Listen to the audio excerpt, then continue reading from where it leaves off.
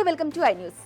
మోదీ విదేశీ పర్యటనలు దేశానికి పెట్టుబడులు తీసుకొచ్చాయా లేక ప్రభుత్వ ఖజానాపై భారీ భారం మోపాయా?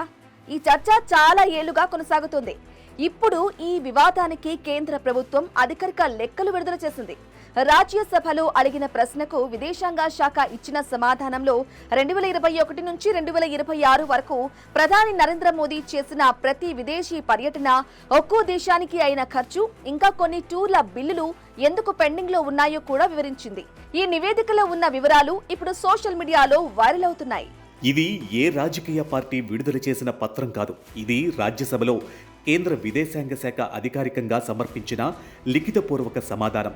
సంజయ్ సింగ్, డాక్టర్ వి శివదాసన్ అడిగిన ప్రశ్నలకు సమాధానంగా 2021 నుంచి ఇప్పటి వరకు ప్రధాని విదేశీ పర్యటనల వివరాలను ప్రభుత్వం వెల్లడించింది. ప్రతి పర్యటన ఏ దేశానికి, ఎప్పుడు, ఎంత ఖర్చు అన్న వివరాలు ఇందులో ఉన్నాయి.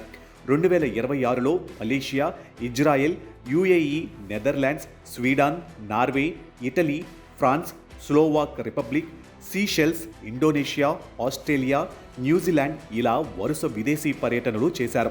ప్రభుత్వం విడుదల చేసిన పత్రం ప్రకారం కొన్ని దేశాల ఖర్చులు ఇప్పటికే ఖరారయ్యాయి. కానీ France, Norway, Sweden, UAE, Italy, Seychelles, Australia, New Zealand వంటి పర్యటనలకు సంబంధించిన తుది బిల్లులు ఇంకా సెటిల్ కాలేదని ప్రభుత్వం స్పష్టం చేసింది.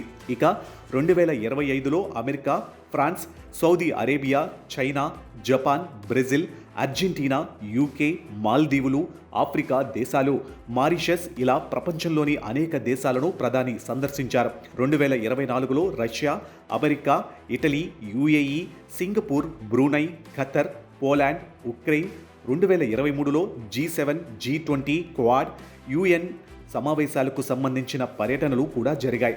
ప్రభుత్వం మరో కీలక విషయం కూడా చెప్పింది. ప్రధానమంత్రి విదేశీ పర్యటనలు కేవలం సమావేశాలలో పాల్గొనడం కోసం మాత్రమే కాదని, వాటి ద్వారా రక్షణ ఒప్పందాలు, పెట్టుబడులు, టెక్నాలజీ సహకారం, ఇంధన భద్రత, వాణిజ్య సంబంధాలు, వ్యూహాత్మక భాగస్వామ్యాలు బలోపేతం అవుతాయని పేర్కొంది.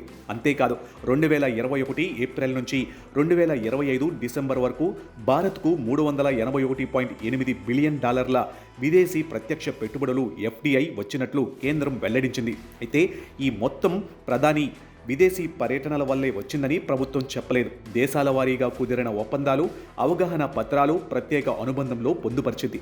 ఇక్కడే రాజకీయ చర్చ మొదలైంది.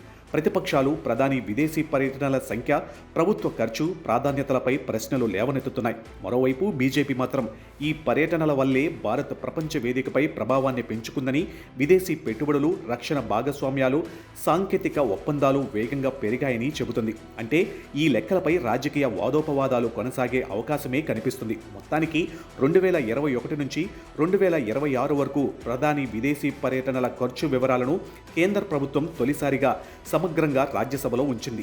అయితే ఈ పత్రంలో ఖర్చుల వివరాలు మాత్రమే ఉన్నాయి. ఈ ఖర్చులు సమర్థవంతమా లేదా అనే అంశంపై ప్రభుత్వం, ప్రతిపక్షాల మధ్య భిన్నాభిప్రాయాలు ఉన్నాయి. కొన్ని పర్యటనల తుది బిల్లులు ఇంకా సెటిల్ కాలేదని ప్రభుత్వం స్పష్టం చేసింది. అందువల్ల 2026 మొత్తం వ్యయం ఇంకా మారే అవకాశం ఉంది.